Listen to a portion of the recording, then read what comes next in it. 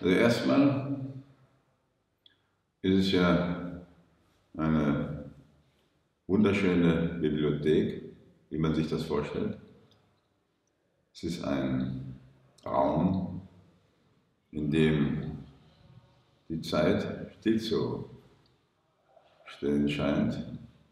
Und das hat von vornherein schon mal eine sehr große atmosphärische Faszination.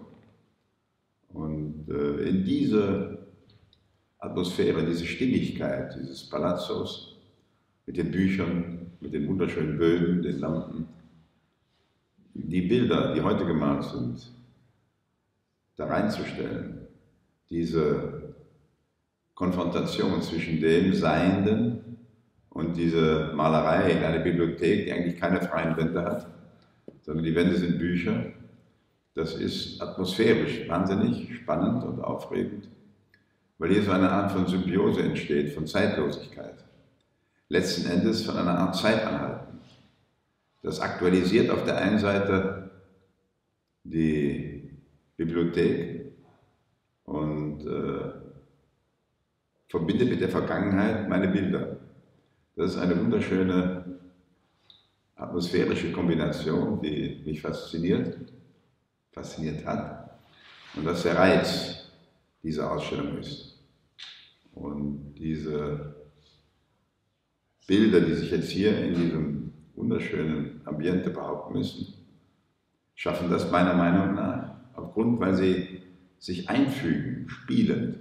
Sie kriegen ja eine besondere Bedeutung und sorgen dafür, wie der Raum vielleicht mal im 17. oder 18. Jahrhundert hätte aussehen können, wenn der Eigentümer Bilder gemalt hätte. Wenn er sie auf diese Art, wie wir das gemacht haben, in diesen Räumen gezeigt hätte. Und das wäre sicherlich spannend. Also tun wir so, als wären wir im 18. Jahrhundert und wären durch eine Zeitschleuder ins 20. Jahrhundert geschleust worden, ins 21. Jahrhundert geschleust worden, ins 22. Jahrhundert geschleust worden. Und dadurch hätten wir eine schöne, wie soll ich sagen, atmosphärische Zeitbestimmung, dass Malerei eben eine Sache ist, die nicht Zeit wandert, sondern Zeit festlegt, Zeit feststellt. Unsere Zeit wird sicherlich vornehmlich und ausschließlich nach ihrer Kunst bewertet werden, weil sicherlich auch nach ihrem politischen Versagen und Kriegen, aber vornehmlich wird aus dieser Zeit natürlich auch diese Kunst bleiben, die in dieser Zeit passiert. Und das ist eigentlich eine sehr schöne Behauptung, dass hier sozusagen ein zeitliches Dokument wie Zeit oder Kunst in der Zeit aktuell von einem aktuellen Maler definiert werden kann und muss und gezeigt werden sollte. Und diese Gegenüberstellungen von früher und heute erzeugen einen ganz speziellen, man könnte fast sagen, musealen Raum, der aber nicht dadurch, dass er also renoviert ist und weiß gestrichene Wände hat, sondern einfach in seiner Komplexität und seiner Perfektion des Zusammenseins sich behauptet und dass man ihn dann quasi mit der modernen Kunst belästigt. Und aus dieser Belästigung entsteht eine wunderbare Symbiose, die mich, ich kann das also nur so sehen, begeistert. Das habe ich auch damals im Bode-Museum so empfunden bei dieser Ausstellung, wo ich mich quasi zu den gezeigten Objekten gesellt habe, mich neben eine Skulptur aus dem 16., 14., 15. Jahrhundert gestellt habe, neben ein Bild, neben eine Holzskulptur, mit meinen Arbeiten gestellt habe, provoziert oft, dagegen, mit.